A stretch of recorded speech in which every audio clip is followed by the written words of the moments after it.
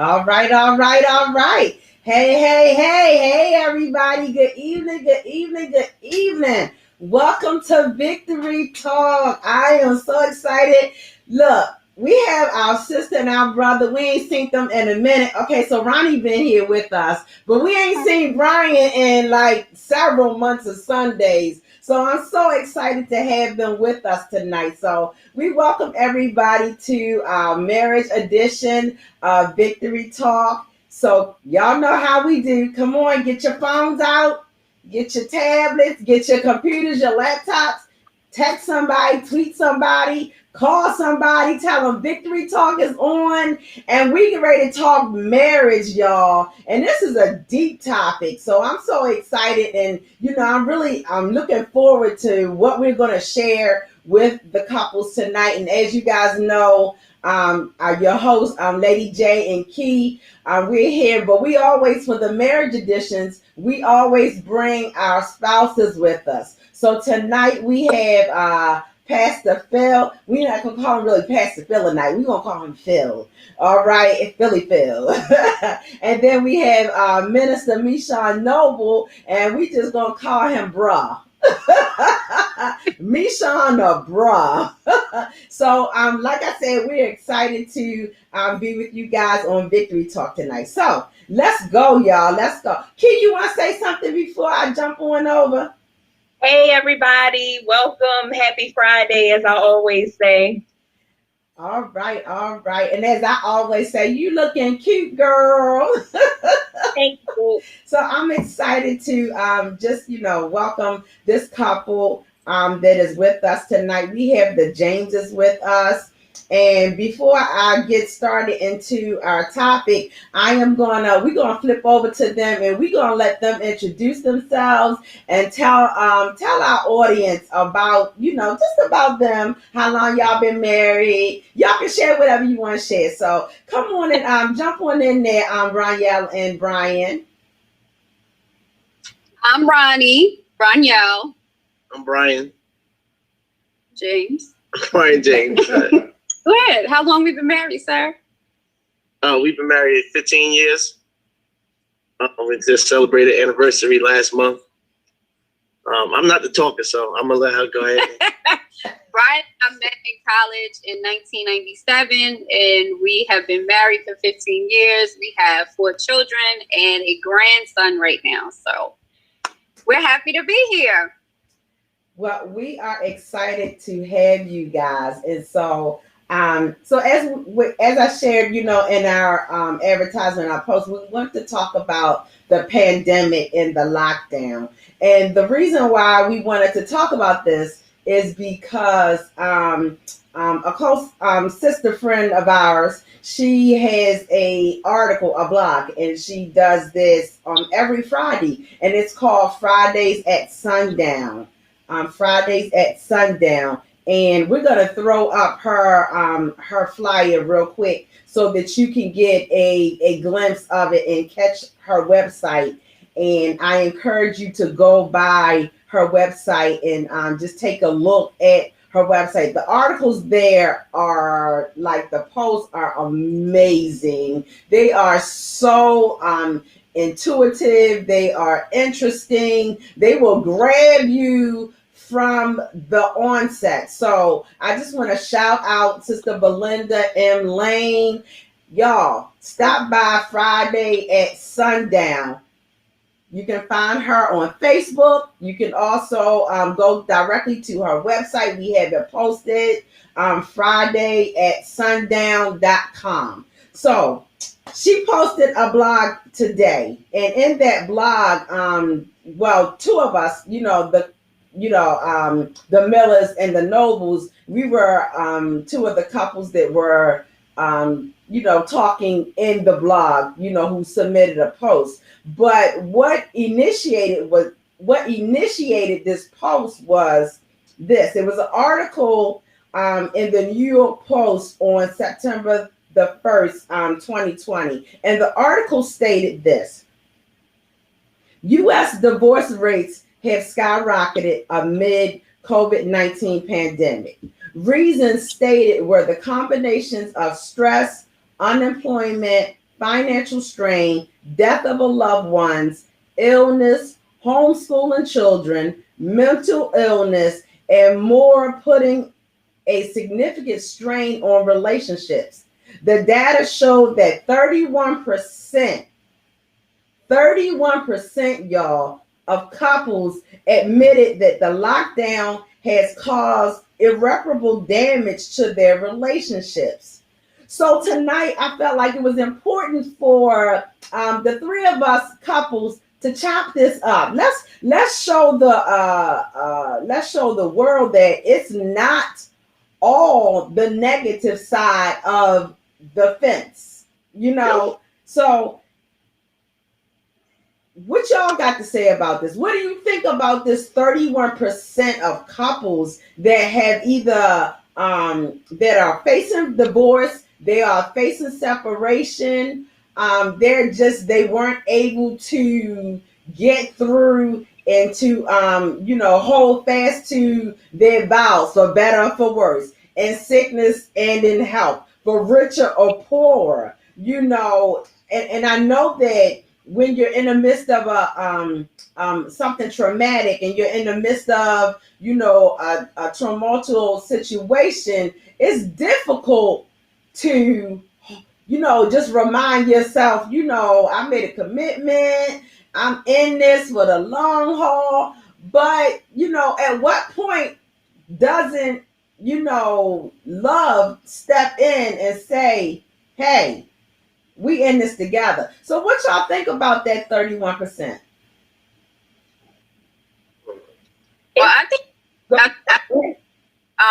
one thing is, I think the pandemic actually pushed it to the 31%, because what I can say for me is that before the pandemic, when everything was normal and we were out and we were going to work like normal and the children were going to school, it's almost like you don't see a spouse and you're not in your household as much as you were during the pandemic.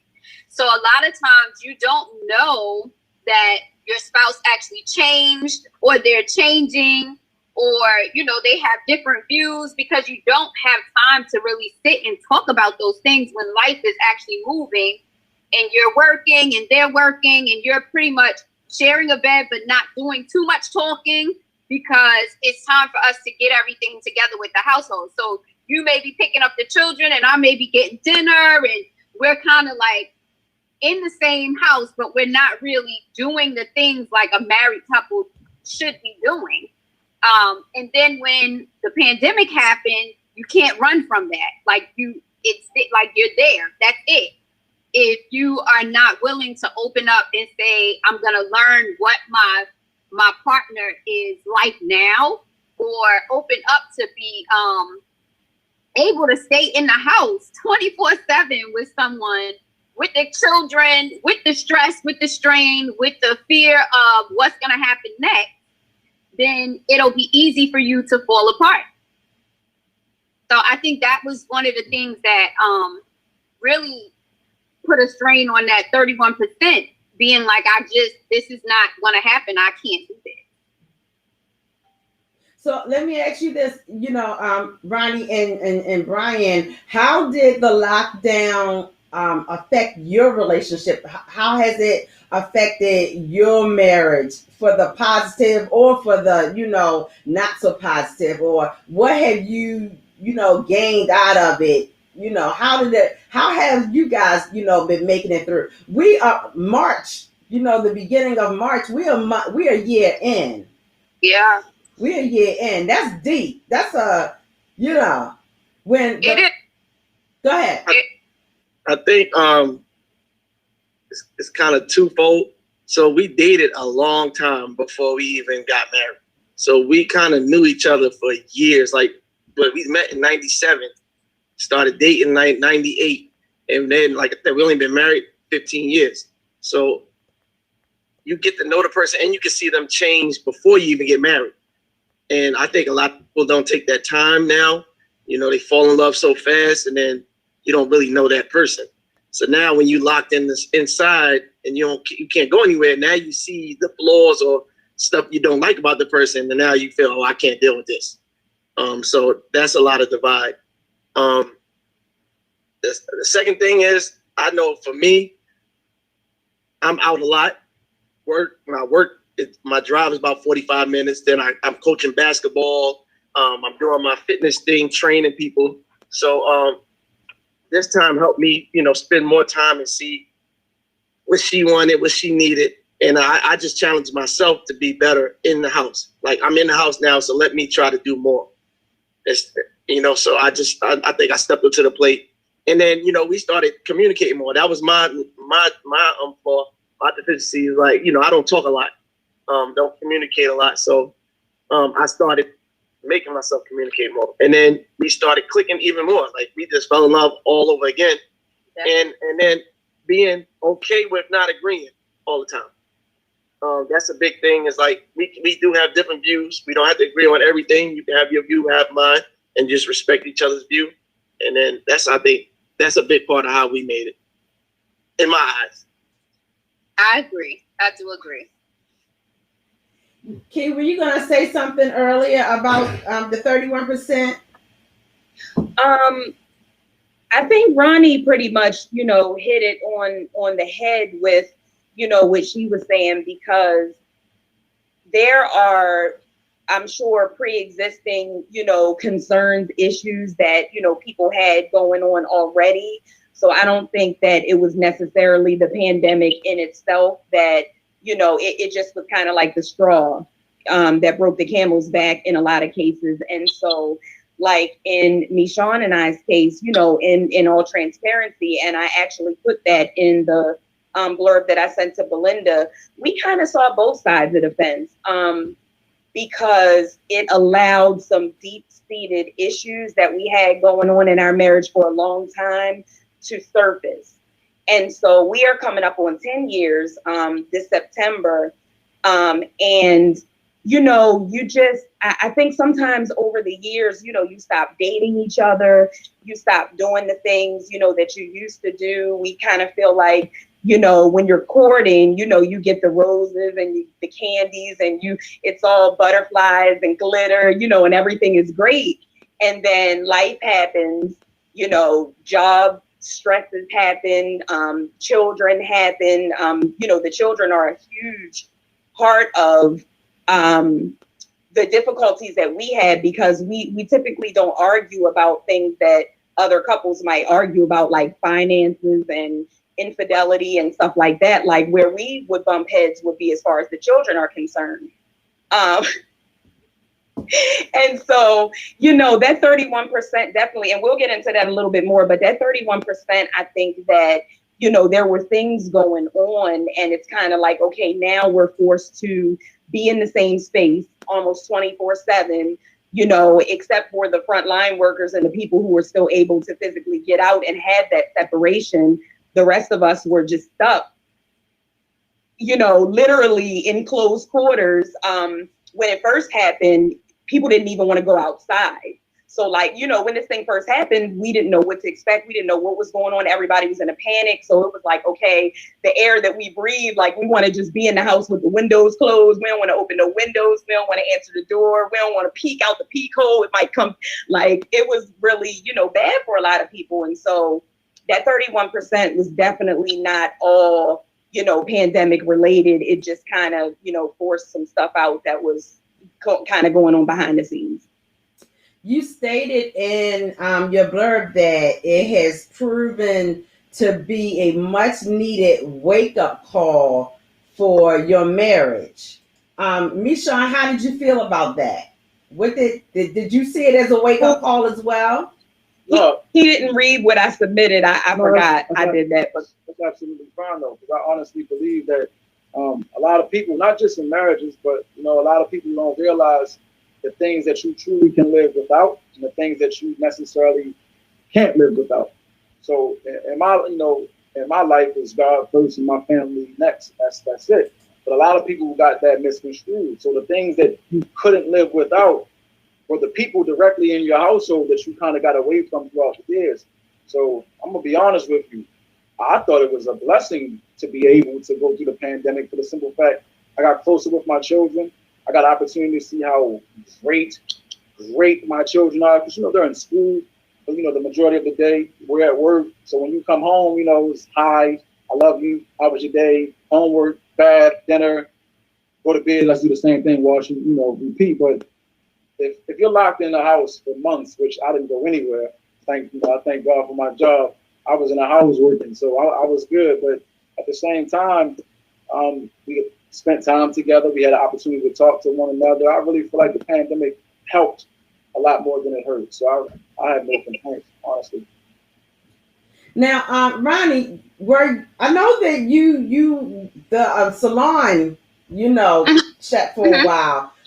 But for Jane, Brian, what about your work life? Were you primarily working from home as well? Yeah, I'm a social emotional learning teacher, so I was still, we're still virtual. Now we're back in school now, but at the time, yeah, we were virtual. We were home, and both of us. I shut the gym down last year, like right before the pandemic, anyway. So that didn't kind of affect that. I did start training again once they opened gyms back up, but it's been kind of slow with that, with my gym and fitness part of it. But I still had, thank God, I still had the school, and I was still getting paid regularly, doing my regular job, and so it didn't really affect us that much. Now the children were home with you as well, right? Yes. Because how old are your children now? 26, 27, 16, and 13. Okay. And so now, how did that work? Now, are all of them still at home? Everybody's home. And then we have a 1-year-old grandchild. The 20-year-old's in college. She went back. But she just went back. So when the pandemic just started, she was home as well. Okay. Now, so how did the interactions go with all of you guys being in the house all the time together? I mean, I know you guys are a close-knit family, but how was that?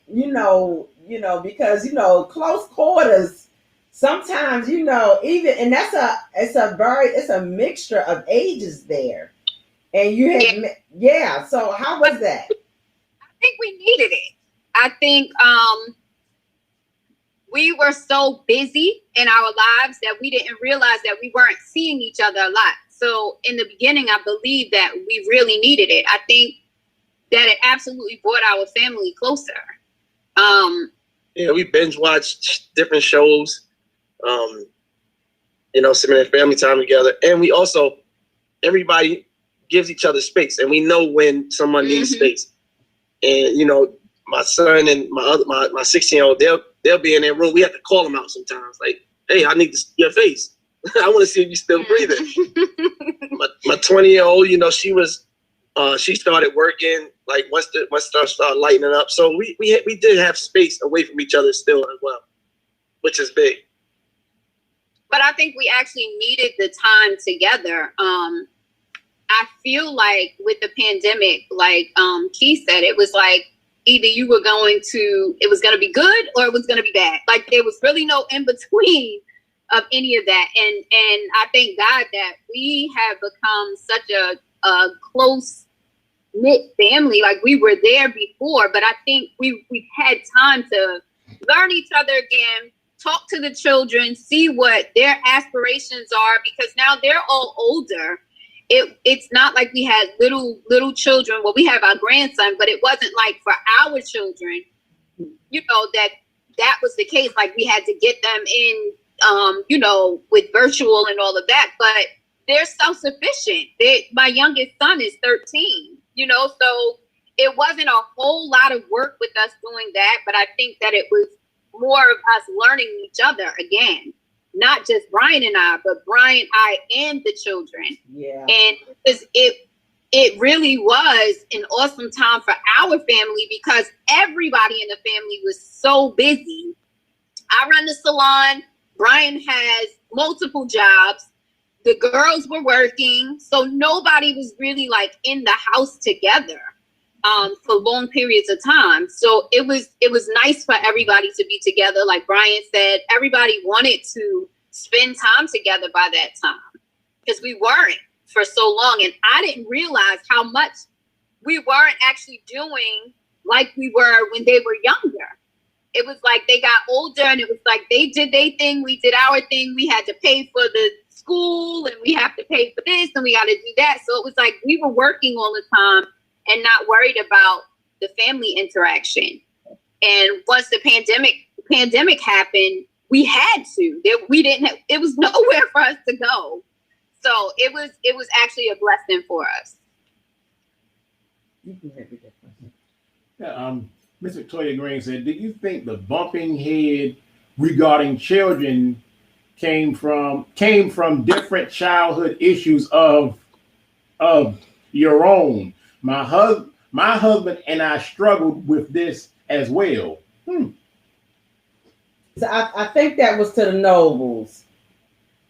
I can speak on that. I believe so. Talking about that today. We literally mentioned that, but I just feel like if you're raised a certain way, I'm not gonna say the problem, but typically people come together don't always have the same views on raising children or other things. But like my brother said, if a person doesn't date long enough, or couples don't date long enough to learn these things, like okay, when we have children, what will we do if this happens, or when they ask us about this, what will we say? Sometimes off the fly. So the way I was brought up, a little bit, more strict. Of course, when you're a man, opposed to a woman, you're getting treated differently by dad. My mom was dad and mom, so I didn't have the easy going. She had to be hard on me at times, rightfully so. So when I see certain things and I'm hard on the kids, she jumps right in. So we used to bump heads sometimes about that until we learn how to talk. Let's talk away from the kids because they will play on. They're smarter than what people give them credit for. They will play on that. They see mom says no, dad says yes, vice versa. So let's play on it. Let's ask mom first, and then if she says no, but daddy said so. What do you think? Oh yeah, definitely. We had this conversation earlier just about, and it depends on the different people's backgrounds, because I was brought up in a household where my dad was like, everybody thought he was a military parent. Like the kids were scared of my dad because he was always walking around all frowned up and mean and stern faced looking. And then my mom was just like me, all like that. Sunshine. Right. He got this like little permanent like wrinkle that's right there. But it's funny because they say that we marry our, women tend to marry their dads or men who are like their dads and vice versa with with men. And he tells me all the time that, I'm a lot like his mom. It's just funny how that happens. So he is General Stricker Sergeant Iron Fist. Like there's no if, ands, or buts. There's no asking no questions. This is what I said, and I'm more so, okay, let's hear them out. Let's allow them to, voice their opinion respectfully, not, word for word and all of that kind of stuff. So yeah, it plays a major. And now we've come to the point, we still, I think every once in a while, but we've learned to disagree like in private. Like now, we absolutely do not let them hear, let them see, let them, because they now, they were used to the way that it was before, like, oh, I'm gonna just sneak and go ask mom, and now I'll be like, what'd your dad say? Or go ask your dad. Don't come and ask me, because I'm always 99% of the time I'm going to say yes, or I'm going to do it when you ask and not tell you to wait. They love their dad, but they don't like him a lot. They be like when I go to work, they be like, Mama! Like, cause they already know. When I'm home with the kids, hey, what's going on, y'all? Is mommy staying home today? No, but I love y'all too. But that's because she's giving me everything they want. We have a couple comments. So first we want to say hello to Sunshine. We see you over there on YouTube. Hey. And then Tequila says, it helps to marry someone you like, to be with someone you like, and not just somebody that you love. And I wholeheartedly agree with that, Tequila. It is important. I like this guy. I don't just love him, or I'm not just in love with him, but I genuinely like him. And so, and it does help. And when you really like your spouse, and that's not to say that you like each other all the time, because our marriages and our relationships are just like our wedding rings. We talk about this when I don't know if you guys can see the wedding. Well, y'all got a wedding ring, a wedding band, or whatever. But it's a circle, and you go through cycles. You're in love, out of love. It's constantly going through cycles, and so, but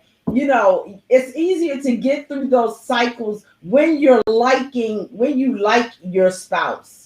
So I wholeheartedly agree with you. And then let me go. Hey Tina.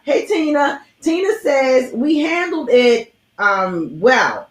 We spent a huge amount of time together. We bonded, and we knew, especially me, she was saying especially her, when we each needed our own space.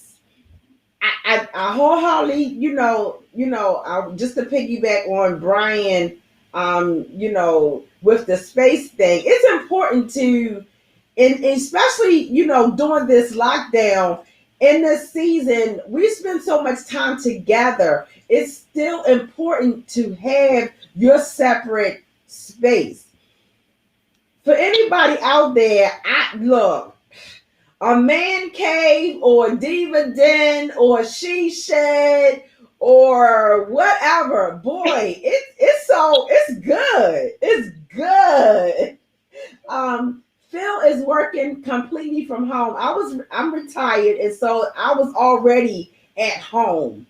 But when he began to work completely from home, let me tell y'all, it's wonderful. I really enjoy having him home. And we didn't get into too much, but it has allowed us to draw closer to one another and to have time that we didn't have with each other because of his work schedule and where he worked at. He worked in Reston, Virginia, which was an hour 45-minute drive one way. Ain't that right, Sean? Take longer than that when it's traffic. That was a light traffic day. So no, that's when you stop at Five Guys to eat. Right, say that. But he would leave. He would get up at 3:00 in the morning to leave at 5:00 in the morning, and then most evenings he didn't return until after 6 or 7 o'clock at night. Sometimes 8 o'clock at night, depending on the traffic. And then when he finally did, learn to take the train, that would shave maybe an hour or so off. So he would, during the cold months, he would leave in the dark and he would return in the dark, which made it difficult for our marriage, because we were, passing one another. And so we weren't really strangers in the night. Really, truly, we weren't really spending a whole lot of time together, or, we had this thing, if we didn't eat any other meal together, we ate dinner together. So if he didn't get home until 8 o'clock at night, that meant we weren't eating until late at night, which, that's not good for your health because you want to bed. That's kind of like just laying on your stomach. You know what I'm saying? So, but it has been a blessing for us, through the lockdown. It has been good for us. However, I was home by myself, used to having my quiet time, used to having, I did what I wanted to do. If it was a day that I wasn't feeling well, I didn't get up and do anything. Or, if it was a day that I, was in a real good place or whatever, I'd go run the streets or hang out or do whatever it is I needed to do. But now with dude at home, so he's constantly coming up there. Hey, you all right? What you doing? What you got? You need anything? So, but I think that it's good to have that separate space because he comes down into his office and when he's down in his office and he's working, I don't bother him most of the time. But I don't bother him, and pretty much he'll leave me alone. But it was a little, hairy in the beginning because it was just me getting used to him being at home all the time with me. But for the most part, I can honestly say it's been a blessing. There were areas in our life that was suffering because we didn't see one another, because that we date, huh? That was a joke. Go out somewhere together, do something, because ministry took priority, and then family and whatever. So we were putting other things and other people before our own marriage. And so we found that the lockdown has been a blessing for us. Actually, the lockdown was actually good marriage therapy, because it was, I would say, if you would say there was some times that was rocky, stuff like that, that would have been before the lockdown. And that was because we was often, in this direction, that direction, especially me, because like I said, I would leave home in the dark, get home in the dark, and Jackie wanted to spend some time, and I wanted to go to sleep. And so the lockdown was really good therapy, because now we got to spend some time, and some stuff that we thought was issues, it's really not that bad. And so the therapy, and it's funny how God just slowed everything down. But in that, just as that blog was saying, there's 31% who said that now of being in lockdown, they found themselves in this rocky area, and see, that I think is when people had to come to terms of stuff that was already there, but now we can't avoid it. Yeah, you had to talk to each other when you are in such close proximity to each other, i.e. 4 walls in a house, 4 walls in a ceiling. You know what I'm saying? You have to talk to each other.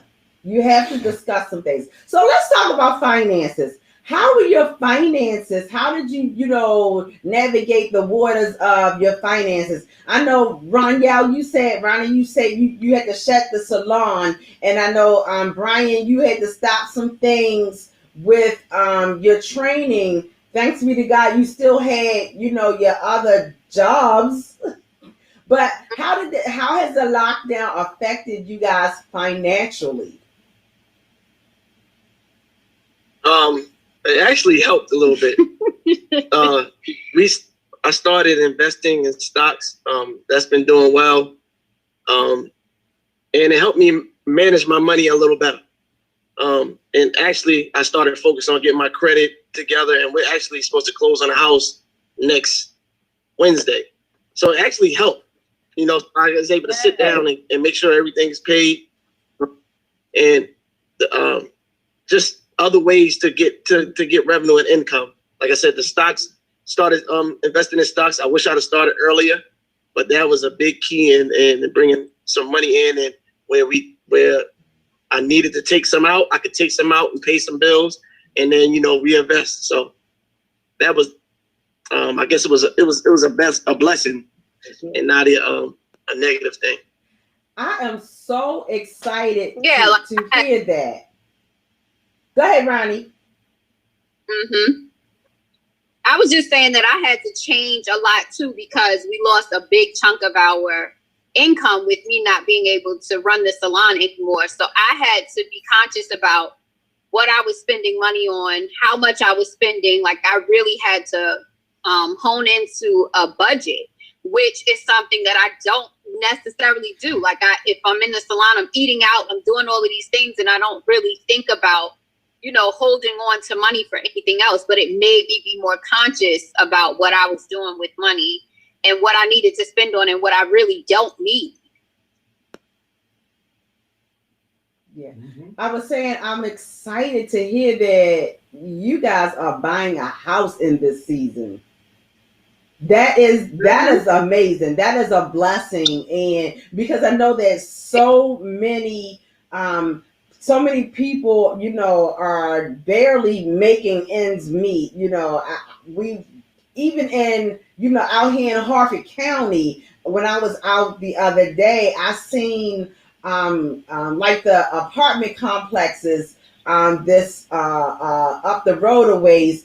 There were so many evictions that were, so that lets me know that people are not financially making it in this season. The unemployment rate off the charts, but it's a blessing to hear that they're God's people. I'm gonna say that God's people are still, he said he would supply all of our needs according to his riches and glory. If we keep our minds stayed on him, he keeps us in perfect peace.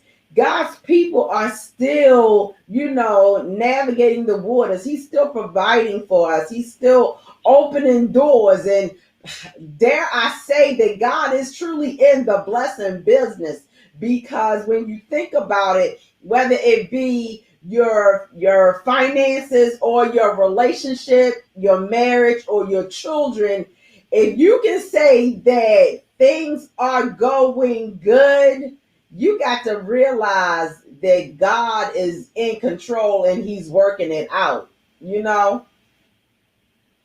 So how about finances with you, Nobles? Well, by the grace of God, we were both home and getting paid. So, like, I never lost a check.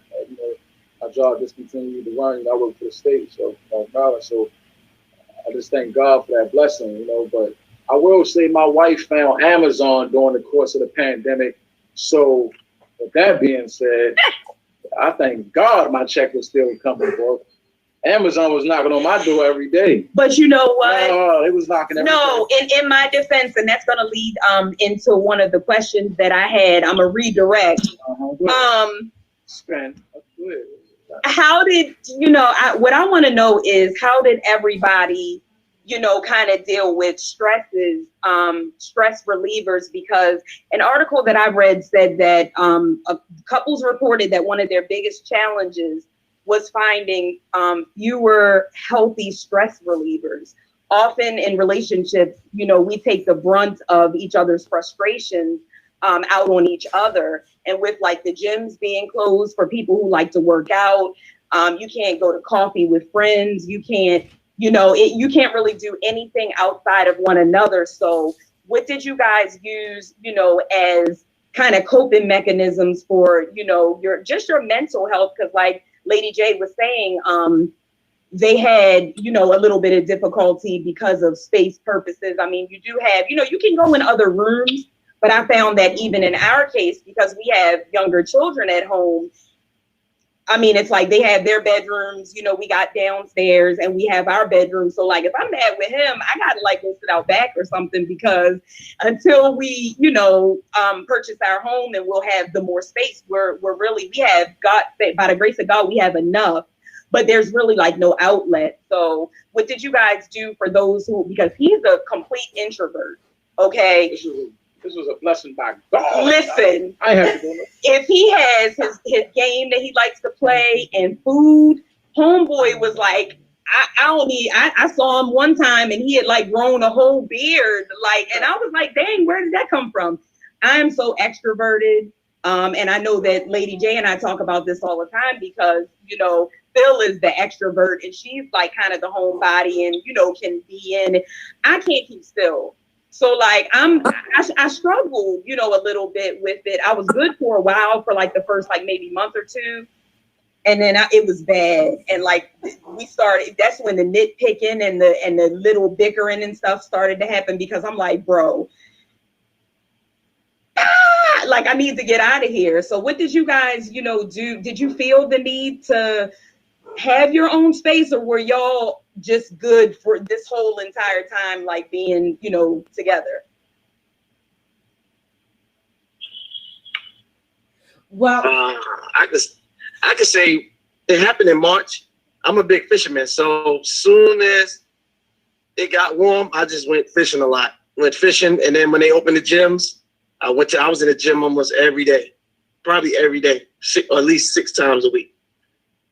He picked up bike riding as well. So I can stay home. Like I'm usually for work and for my lifestyle, I'm always on the run. I'm always on the go.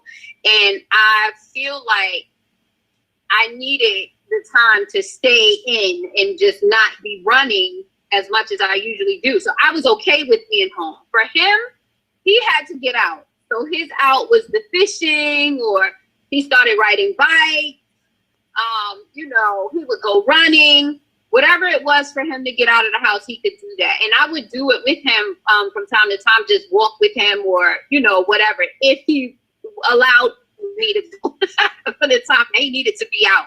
So just giving him that space with that too, and he would be fishing for hours, and just allowing him to do that and not be so much about, all right, now it's time to come home. Because we used to have issues with that before the pandemic, because I felt like we didn't have a lot of time to spend together. So when he was doing his leisure stuff, I'm like, come on, you got to cut it in half. You need to get home now.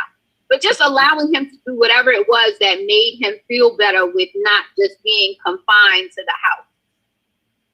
the house. Okay. And for me, I just, we sit on a half an acre out here. Okay. And so y'all know I love my flowers. I love gardening, so my flower game was on point. And he didn't bother me, he didn't cut me off and say, hey, you got to stop, planting flowers. You got to stop going up to the nursery, because I would go up to the put my mask on and go up to the nursery, because I was outside. And, I would go to the farm and I would get my flowers or whatever. And I could spend hours out in my prayer garden. He had gotten me that egg chair that I had been wanting. I'd be sitting on that and on the deck on that, like the fire pit. I was good, and it was really the warm weather months. Let me say the warm weather months were the easiest for me, because I did not feel like I was confined to the house. It got a little bit more difficult for me around November, December, because I don't like cold weather. So then therefore I'm not going to be going out anyway. But, for the most part, I was okay. Like really. And y'all, happy today. It's 81 degrees. I am so happy. I was like, can somebody call heaven and tell God, leave it right here? Because this was perfect for me. So naturally, I've been outside, dilly-dallying in my, with the flowers, cutting, the dead stuff. And, so this is wonderful for me. So even though we're still in the lockdown, I don't feel locked down. You know what I'm saying? Mm-hmm. Yeah. So it has been good. We got a comment really quick from Elenia Renee. She wants to know, what is something specific that each couple started doing together during the pandemic?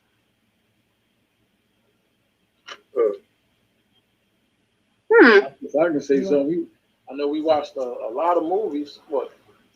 Nothing? Well, let's just say that our intimacy no longer suffered from, our time constraints. I figured you were headed in that direction when you started doing like that. And so, we got the opportunity to have downtime with one another. We really enjoyed our nights on the deck, just sitting on the deck, like the fire pit, glass of wine, and just really relaxing and chilling. We, doing the yard work. Ironically enough, y'all, I got on the lawnmower last year. Okay. She won't again. I got on. I won't do it again. But I did. I got on his riding lawnmower. Should have used the push mower. Should have used that push mower. And all honesty, I've done a little of that too. But I really and truly, I never really was that much of a yard working person, other than just dealing with my flowers. But I started, doing yard work with him, and so we really have picked up doing some things together a lot more than even what we used to do. We never was really big on, going to restaurants or, to places like that to begin with. But, just time together, that's one of the biggest thing that for me, I'm speaking for Jackie now. For me, the biggest thing that came out of the lockdown, was just being able to reconnect with my lovey. What's your thought? Well, I guess one of the biggest things during the lockdown, it allowed time to just slow down and then just look at life. We often are moving so fast in life that we don't really look at what's going on. And so during the lockdown and the slowdown period, man, I got to be home and say, man, I really do love her. I really do love her. Even after all this time, I still love her. We 17 years in, y'all, and I am in love with this man. One of the other things, a lot of you guys know, we now have 3 grandchildren. And whereas they got to spend, Roman got to spend time with me because, I was at home, but he didn't really get to spend a lot of time with Grandpa. And so we have gotten to spend a lot of time with our grandchildren as well as our children. Although they are grown, we weren't really getting to have much interaction because now they are working from home. And so now we get to really have a lot more time and interaction with our grandchildren and our children. So Ronnie and Brian, did you guys start to do anything new during the pandemic together? Well, if anybody knows me, I do not work out. My husband is all about fitness and I'm completely opposite. Like I run from it, but I can say that I did enjoy working out with him. Like that was something that I started doing with him and I was like, oh, okay, it's not that bad. But so that is something that's new because I'm always making a excuse of why I can't go and work out with him, but I had no excuse to not do it. And once we started together, I actually enjoyed it. Please don't tell him, but I actually enjoyed it. He even made me go bike riding, and I won't do that again. One time. I won't do that again. But I did venture out and do the workouts with him. Like we were doing it pretty much every morning, and it was nice to actually do something that he loves and be a part of it. That's excellent, and we need to take a page out of that book. And on our note, we started eating healthier together, and no, he didn't like it, and he still don't like it. But but that is something positive that we worked on together, even though his was like involuntary a little bit. So that's what we did. That was new, and we still working on it. I do want to share. Go ahead. Well, next time we going to wrestling. I do want to share Spence and Panetta. They were the other well, Anthony and Panetta Spencer, they were the other couple in the article. And as I said, for those who came on a little late, this conversation stems from an article from Belinda Lane's blog, Sundown, Friday at Sundown. And it's talking about how the lockdown and the pandemic has affected and caused 31% of marriages to fold or be at separation. So that's where the this conversation has derived from. But the Spencers, one of the positive things that they shared in the article was that their prayer life has increased. They're praying together and they're enjoying praying together. So I thought that was just one of those. That's a big one to me. That's a big one because a lot of times we don't always stop to connect. We have our own individual prayer lives, but there's power in unity. And when you come together and you're on one accord and you're, going before God with the same vision and the same mission, that's powerful. That's powerful. And I'm glad that you mentioned that because we actually did the same thing. That's why I was smiling like that when you said that they did that. And I'm telling y'all, like we prayed together here and there, but for the past, how long has it been? At least 4 months. We have been praying together every single morning. Like before, when we open up our eyes, we start to pray before we get out of the bed and do anything. And I can see the change. I can feel the closeness. I feel like, things have just improved just in our relationship on all fronts. We're seeing, we're doing better financially. We're doing better just on all fronts, praying together. So anybody who's out there that's listening, spend more time praying with your spouse, with your significant other, boyfriend, girlfriend, whatever it is, because it truly does make a difference.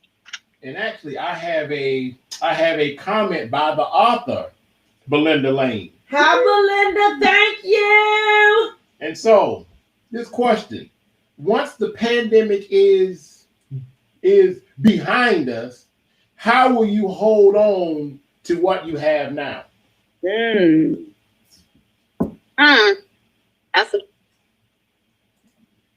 I can say that, like Phil just said, we move so fast in life that we don't realize that we have things just going past us. Like we raised 4 children together and our children are older, but since the pandemic, we've been able to be at home with our grandson.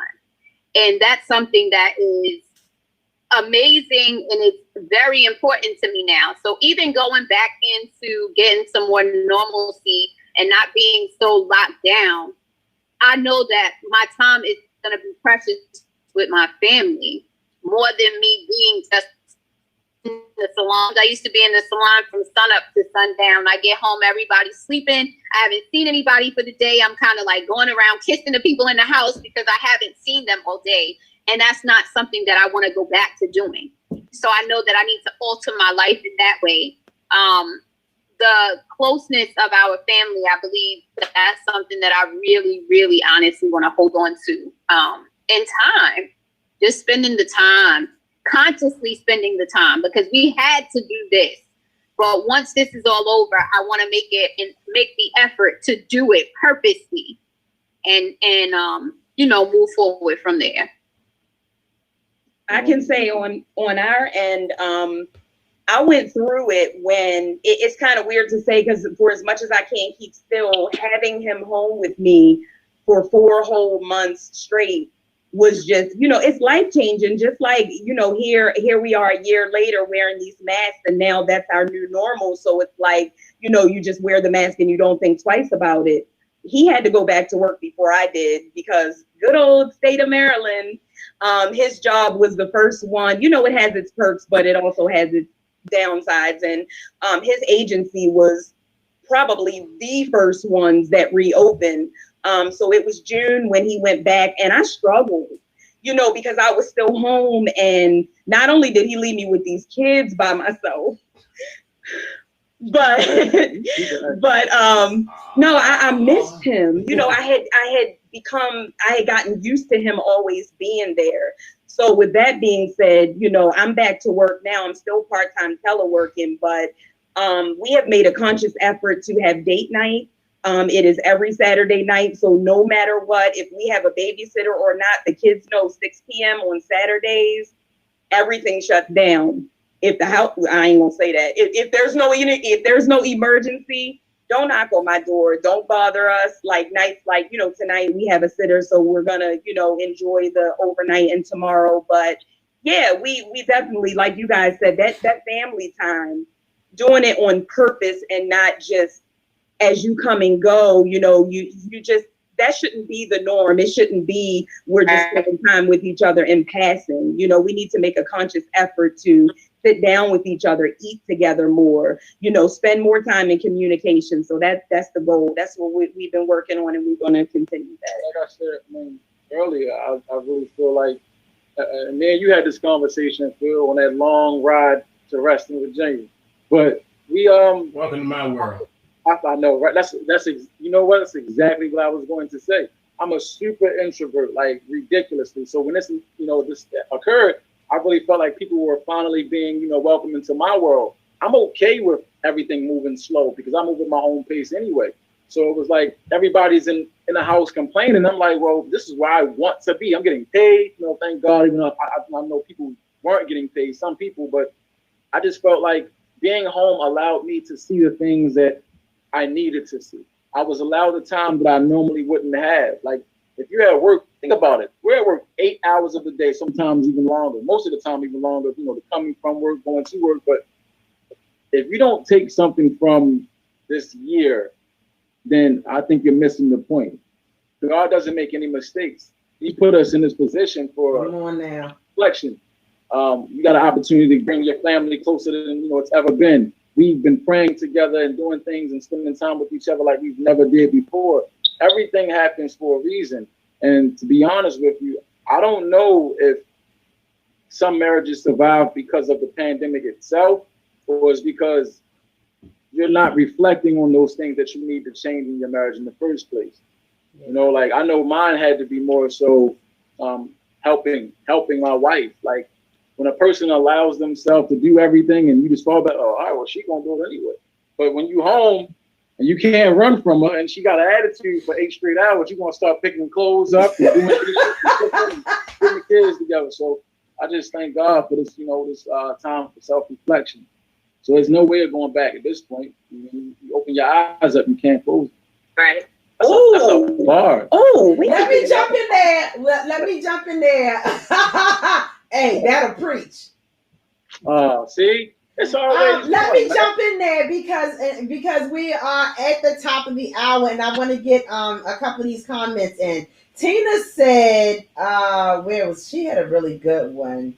Yes, regular prayer together is a whole other level of intimacy. Kingdom. Girl, you spoke truth right there. And one of the things that she said that they did, and I really like this, we set aside time once to twice a week, pulling up songs from our younger years and dating days, and we dance and reminisce. Lots of laughter and fun and loud singing. It's so ironic that you said that, Tina, because just today we were listening to Sam Cooke, and I know that's a little bit before our years, but I love Sam Cooke. And so we were listening to that today, and he was in here singing to me, y'all.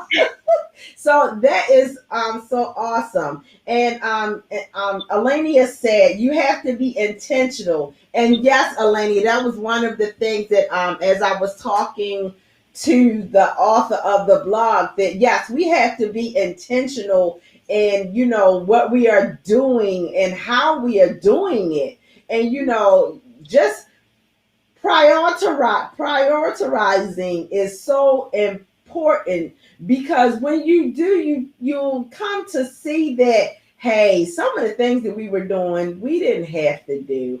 I wholeheartedly believe that God made the world pump its brakes. Mm-hmm. Mm-hmm. We have had a come to Jesus moment. You know, and I preached on this that, you know, when we had the first pandemic, okay, I'm getting attacked. We had the first pandemic with Noah and the ark. There was no social media. There was no, you know, going to the restaurant. It wasn't none of that. But they survived, and they survived so that we could survive. Amen. And so that I'm gonna close out with that. I'm gonna be And the quiet. Lord knew what he was doing, because I'm gonna just say I wouldn't have made it Right. on that boat for all of those days and nights with no escape. I would pull you straight off. Right. So as we close out, I just want to ask each couple, what is one thing that you say that you can say that you have learned about your spouse during this lockdown? Unwavering self-determination.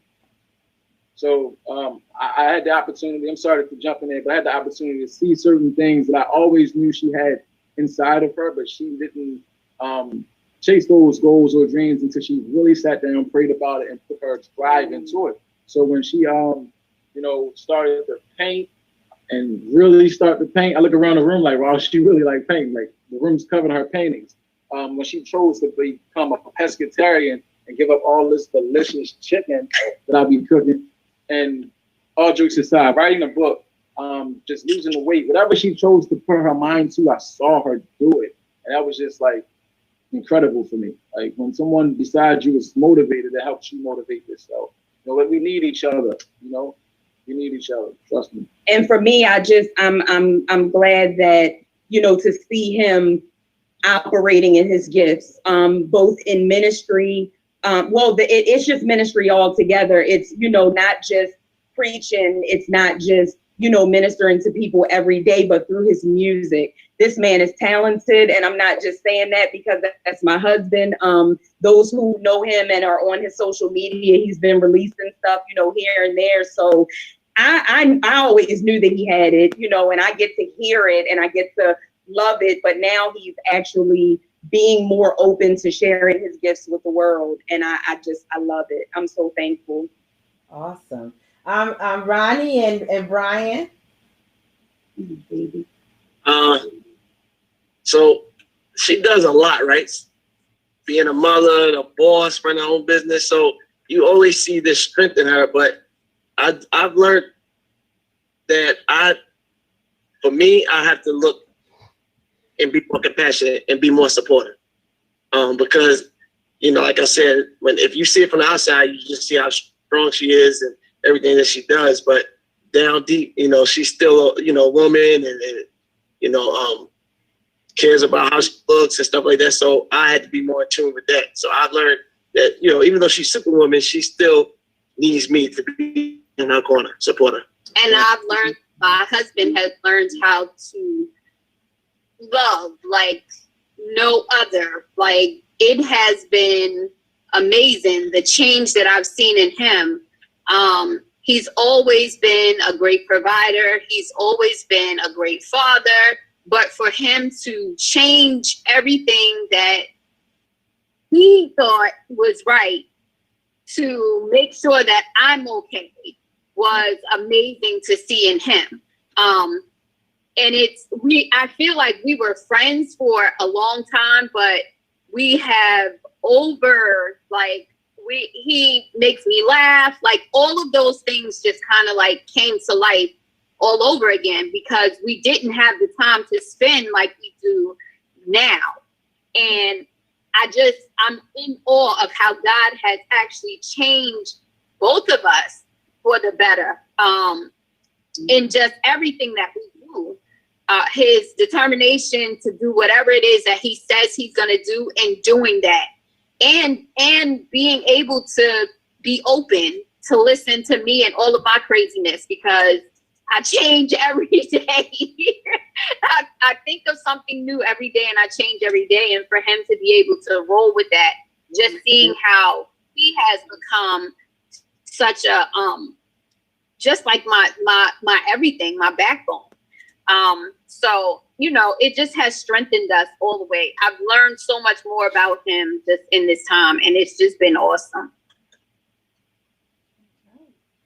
All right, so you know, in this season, you know, what I learned about Jen, well, was something I've always knew. I knew that she was a writer, but because you know we're going to and fro and to and fro and to and fro, and now in the midst of the pandemic, we're here, and it slowed her down enough to start her writing. And so now she, you know, there's one book that's already out there, and there's another one coming. So, you know, I am glad that, you know, that talent that's in there, because, you know, we ignore stuff that's right in front of us because life gets in the way.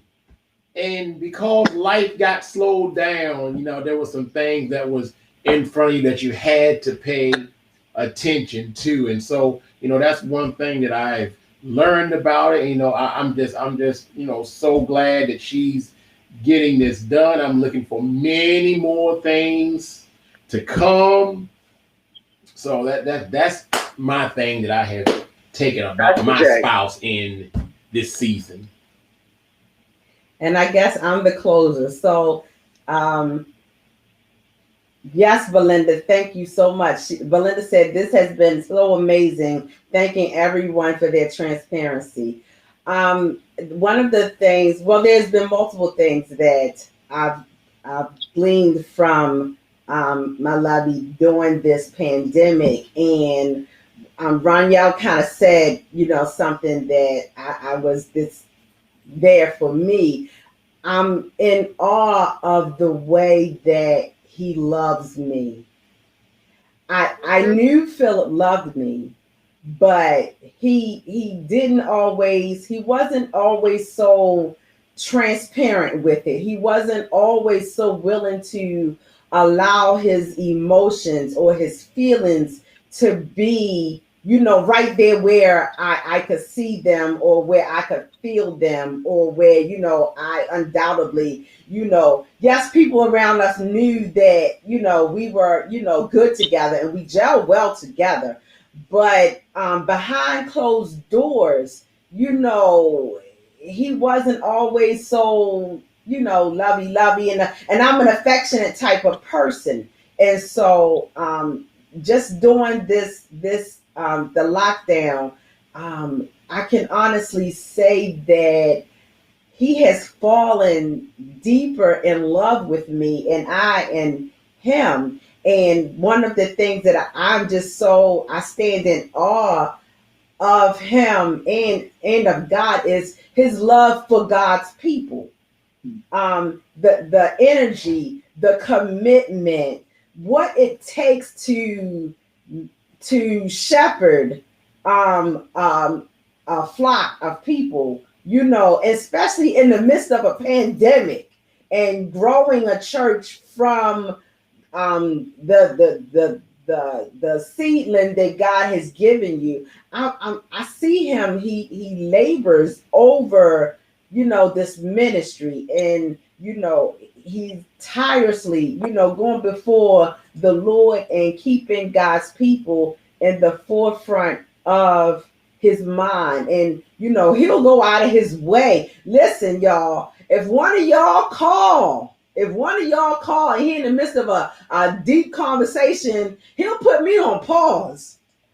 He'll put me on pause to make sure that the yes that he gave God is attended to. And so I love that. I love that he is wholeheartedly giving his heart, his mind, his body, his soul, his spirit unto God in this ministry. And in doing so, it has been a trickle down effect for me and our family. So yes, it has been, the lockdown has been a blessing to the Miller household. And as I'm hearing, it's been a blessing to many other households, not just from the couples that are here tonight, but also to the couples that are online with us. So, with that said, I want to thank each and every one of our guests tonight.